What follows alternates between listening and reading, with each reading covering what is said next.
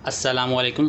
आज हम number of MCQs को डिस्कस करेंगे जो कि एनईटी इंटू टेस्ट 2021 में बहुत ज़्यादा रिपीट हुए। बहुत सारे स्टूडेंट्स के इंटू टेस्ट में सेम एमसीक्यूज़ आ गए और थोड़ी बहुत माइनर चेंजेस हुई, लेकिन स्टूडेंट्स के साथ के पास जो कॉन्सेप्ट था और शॉर्ट ट्रिक थी तो उन्होंने इजीली इस चीज़ को सॉल्व आउट कर लिया। और लेकिन मोस्ट केसेस में आपके पास सेम एमसीक्यूज़ ही रिपीट हुआ है। तो चलिए स्टार्ट करते हैं। एंड से स्टार्ट करेंगे। एमसीक्यूज़ नंबर 13, जिसमें हमें इंटीग्रेशन परफॉर्म करनी है x² + 4 divided by 3x³ + 4x² - 4x। तो आप क्या कीजिए, आप पहले इस चीज़ के फैक्टर्स बना लीजिए। तो आप x² + 4 लिखें और अगर मैं x कॉमन ले लूँ तो ये हो जाएगी, ये बन जाएगा 3x² + 4x - 4। और फिर इस चीज़ के फैक्टर्स बनाइए। जब आप इस चीज़ के फैक्टर्स बनाएंगे तो इस चीज़ के जब आप फैक्टर्स बनाएंगे तो एक फैक्टर बनेगा 3x - 2 और x + 2 और dx। अब आपको इंटीग्रेशन परफॉर्म करनी है और इसकी सिंपल सी शॉर्ट ट्रिक है जो कि मैंने इंटीग्रेशन की वीडियोस में ऑलरेडी बता भी चुका हूँ। लास्ट ईयर 2020 में मैंने एक वीडियो बनाई थी जिसमें बताया था। तो आप क्या करेंगे, x² + 4 ऐसे लिखेंगे और पहला फैक्टर ले रहे हैं, यानी पहला फैक्टर तो ln की फॉर्म में लिख देंगे और बाकी फैक्टर्स आपके सेम रहेंगे। अच्छा, इसमें आपने क्या करना है, आगे भी ऐसे ही करेंगे, सेम परफॉर्म करेंगे, प्लस लगा देंगे, x² + 4 ऐसे ही रहेगा। अब क्योंकि आप फैक्टर नंबर ये वाला चूज़ करेंगे 3x - 2, या ये कर लें, आपकी मर्ज़ी है। तो आप ये वाला यहाँ से गायब कर देंगे। कौन सा बचा, x × x + 2 और ln लगा दें 3x - 2। फिर से दोबारा प्लस लगाएंगे, x² + 4 ऐसे ही लिखेंगे। और अब क्योंकि मैं ये वाला फैक्टर चूज़ कर रहा हूँ तो ये दोनों फैक्टर ऐसे ही आ जाएंगे और ln x + 2। अब आपने क्या करना है, अब आपने जो ln की वैल्यूज़ रखी हुई हैं जैसे x, तो आप इनको इक्वेट कर देना 0 से। सही है, x को अगर मैं 0 से इक्वेट करूँ तो क्या वैल्यू आएगी, x = 0। सही है, तो जहाँ जहाँ x आ रहा है इस जगह, यानी इस वैल्यू में जहाँ जहाँ x आ रहा है वहाँ 0 पुट करूँगा, यहाँ 0 पुट करूँगा, यहाँ 0 पुट करूँगा, यहाँ 0 पुट करूँगा। तो आंसर आएगा 4 और अपॉन -4 जो कि -ln x बन जाएगा। सही, 4 ऊपर आएगा और नीचे आएगा -4। आप सॉल्व करेंगे ना, जब 0 पुट करेंगे x की जगह पे तो नीचे -4 आएगा। जब आप इसको इक्वेट करेंगे 3x - 2 को 0 से, 3x - 2 = 0, तो यहाँ से x की क्या वैल्यू आ रही है, 2/3। तो आपने 2/3 यहाँ पुट करनी है। सही है, और 2/3 यहाँ पुट करना है, 2/3 यहाँ पुट करना है, जहाँ जहाँ x आ रहा है इस एलिमेंट के अंदर। तो फिर आपने आंसर लिखना है कि आपका आंसर क्या आ रहा है। तो जब आप 2/3 पुट करेंगे यहाँ पर और 2/3 का स्क्वायर + 4 और डिवाइड बाय 2/3 मल्टीप्लाई बाय 2/3 + 2, तो आपका आंसर आ जाएगा +5/2 और ln 3x - 2। अच्छा, ये वाले जो फैक्टर्स होते हैं ना, जो ln की फॉर्म में हमने फैक्टर बना के लिखे हैं, इनको कुछ इनमें आपने वैल्यू पुट नहीं करनी। सही है, अब आप x + 2 को इक्वेट कर दें 0 से। तो x + 2 को अगर मैं इक्वेट करता हूँ 0 से तो x की वैल्यू होती है -2। तो -2 यहाँ पुट करें, -2 का स्क्वायर का होगा 4, 4 + 4 8, यहाँ पर -4 मल्टीप्लाई बाय 3 मल्टीप्लाई बाय -4 -2।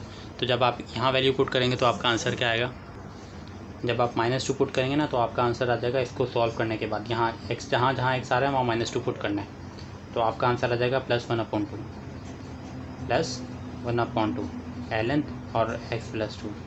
ये हो गया आपका आंसर, ये हो गया आपका आंसर। सही, इनमें हम x की वैल्यू पुट नहीं करते, इनको हम सिर्फ यहाँ से x की वैल्यू निकालते हैं इक्वेट करके 0 से। अब आ जाएं लिमिट के क्वेश्चंस में।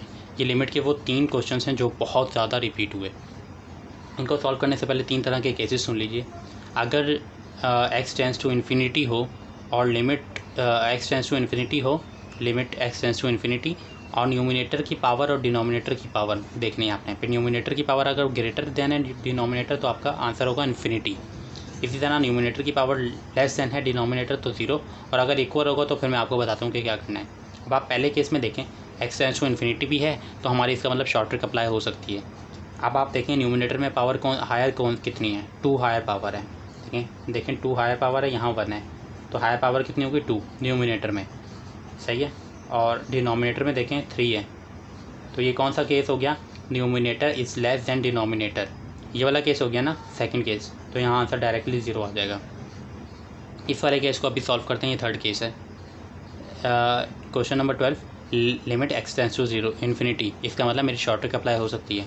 न्यूमिनेटर की पावर कितनी है 2, हायर पावर 2 है ना, 1 है, देखें हायर पावर 2, डिनोमिनेटर कितनी है 3, तो मेरी हायर पावर यहाँ पर डिनोमिनेटर की है, यानी मेरा numerator is less than denominator. Again case number 2 apply होगा, मेरा आंसर 0 आ जाएगा यहाँ पे। लेकिन अगर आपकी पावर सेम आ जाए, देखें न्यूमिनेटर में हायर पावर कितनी है 3 है, 4 है, और यहाँ पर x की पावर 0 है, तो हायर पावर मेरी 4 है न्यूमिनेटर में, और डिनोमिनेटर में हायर पावर कितनी है 4 है, 2 है, और यहाँ पर 0, तो हायर पावर यहाँ पर भी 4 है। तो numerator is equal to denominator, तो आप क्या करेंगे, हायर पावर वाले कोफिशिएंट्स ले लेंगे। यानी न्यूमिनेटर में देखें हायर पावर x की पावर 4 का कोफिशिएंट क्या है -7, और डिनोमिनेटर में हायर पावर के कोफिशिएंट क्या है +5, तो ये आपका आंसर हो गया। इस तरीके से आपने सॉल्व करना है। लेकिन अगर केस 1 अभी तक हमारे सामने जैसे अभी अप्लाई नहीं हुआ, जिसमें न्यूमिनेटर की पावर अगर ग्रेटर होती डिनोमिनेटर से, तो आप डायरेक्टली आंसर लिखते हैं इन्फिनिटी। अब हम एक एमसीक्यूज़ नंबर 14 को मैं लास्ट में एक्सप्लेन करूँगा। ये भी बहुत ज़्यादा एमसीक्यूज़ आने वाला एमसीक्यूज़ है, लेकिन इसमें थोड़ी चेंजेस ये हुई कि आपकी कॉन्सेप्ट तो यही रहा कि coefficient of 5th term, 7th term, 8th term, और लेकिन सवाल चेंज होता रहा है।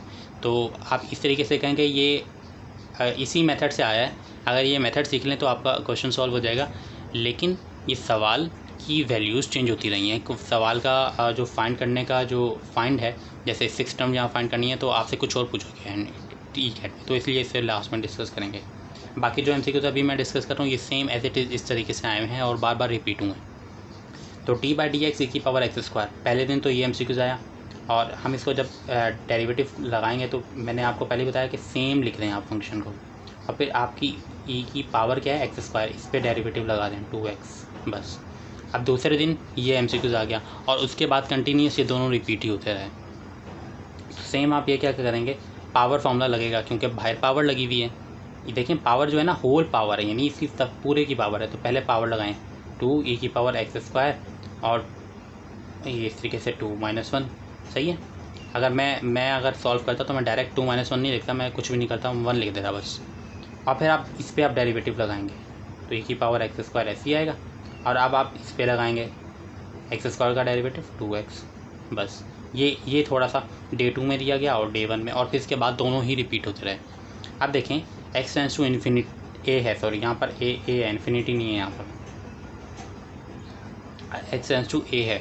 तो आप ये देखें अगर यहाँ इन्फिनिटी होता ना तो फिर न्यूमिनेटर वाले केसेस लगते, लेकिन मैंने यहाँ लिमिट गलत डाल दी, यहाँ पर लिमिट है a, x tends to a। तो आप ऐसे केसेस में क्या करेंगे, जब आप यहाँ a पुट करेंगे तो इन्फिनिटी हो जाएगा पूरा फंक्शन यहाँ पर भी, तो आप डेरिवेटिव अप्लाई करेंगे।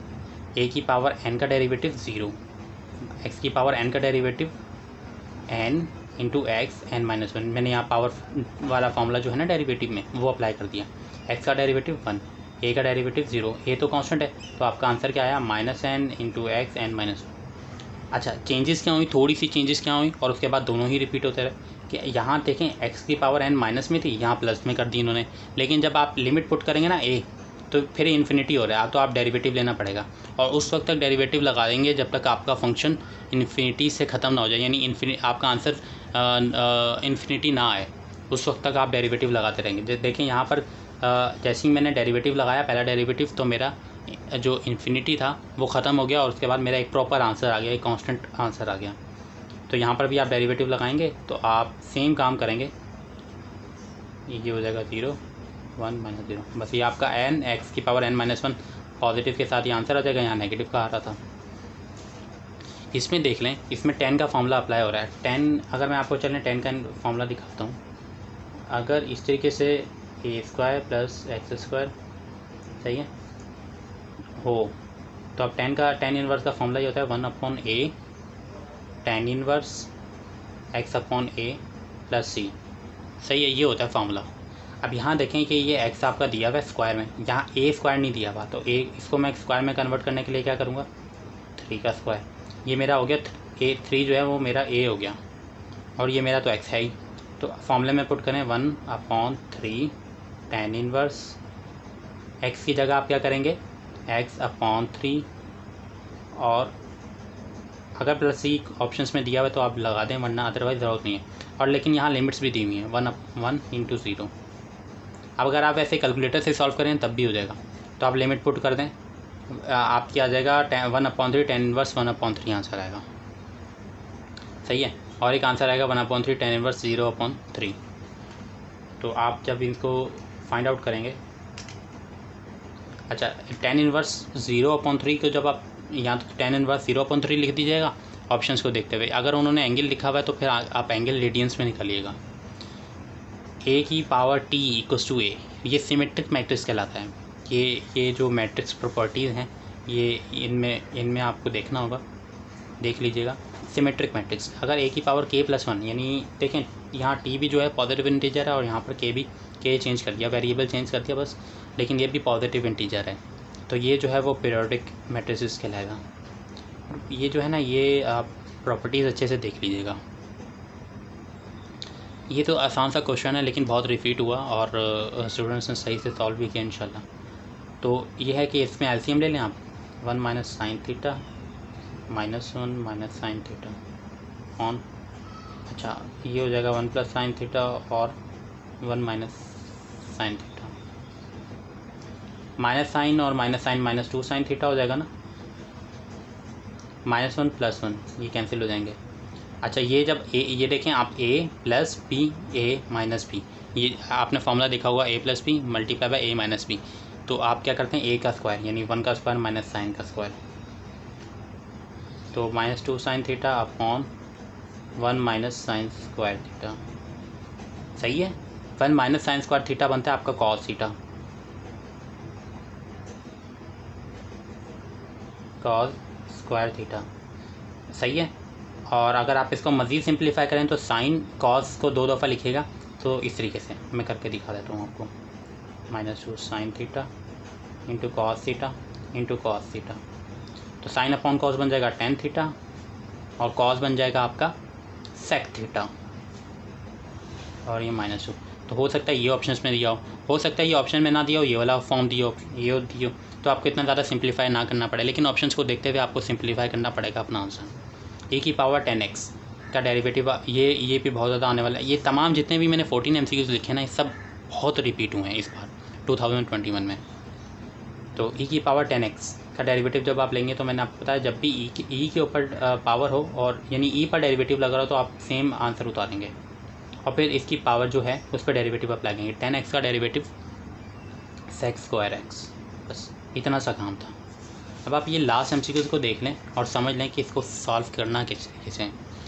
अब देखें आपसे कहा गया कोफिशिएंट ऑफ 6th टर्म बोला है, तो आप 1 माइनस कर देंगे, तो अब आप जो माइनस करेंगे तो आंसर आएगा 5, तो r उसको r का नेम दे दीजिएगा। और ये जो 9 दिया हुआ है ना, ये आपने बायनोमियल एक्सप्रेशन की देखनी है, पावर क्या है, ये इसको बोलेंगे n। सही है। तो आप लगाएंगे NCR यानी 9C5 मल्टीप्लाई बाय पहला एलिमेंट 2, इसमें का लगाएंगे n - r यानी 9 - 5 मल्टीप्लाई 1/2 और इसमें आप लगा देंगे r, पावर r, तो पावर r क्या आएगी 5। तो भाई आपका आंसर क्या आ गया, आप जब कैलकुलेटर से सॉल्व आउट करेंगे तो आपका आंसर आएगा 63। सो गाइस ये थे वो MCQs जो बहुत ज़्यादा रिपीटेड MCQs थे। अब मेरा प्लान है कि हम इन तमाम जितने भी NED MCQs 2021 में आए सबको एक फॉर्म में कंपाइल कर दूं और वर्ड की फॉर्म में यानी PPT की फॉर्म में आपको एक वीडियो बना के प्रॉपर, ताकि उसकी क्वालिटी भी बेहतर हो जाए और संडे से पहले डिस्प्ले कर दूं, ताकि वो स्टूडेंट्स जो MCQs जो दोबारा टेस्ट देंगे NED में, या वो दाऊद के स्टूडेंट्स जो टेस्ट देने वाले हैं, ज़ाहिर है उनका भी ऑनलाइन ही होगा, तो मे भी उनके लिए भी कोई बेनिफिट हो जाए, उनको बेनिफिट हो जाए, या स्टूडेंट्स जो NED का दोबारा टेस्ट देने वाले हैं उनके लिए भी थोड़ी आसानी हो जाए। तो आप इस चीज़ पे मुझे कमेंट करके बता भी सकते हैं कि सर ऐसा कर दें या नहीं, या फिर आप किस सब्जेक्ट पे ऊपर वीडियो बनाएं, कंप्यूटर पे बनाएं, केमिस्ट्री पे बनाएं, फिजिक्स पे बनाएं, तो आप मुझे बता दीजिएगा। फिर उसी तरीके से इंशाल्लाह उसी वे को पाथ को फॉलो करते हुए आपके लिए वीडियो अपलोड की जाएगी। खुदा हाफिज़।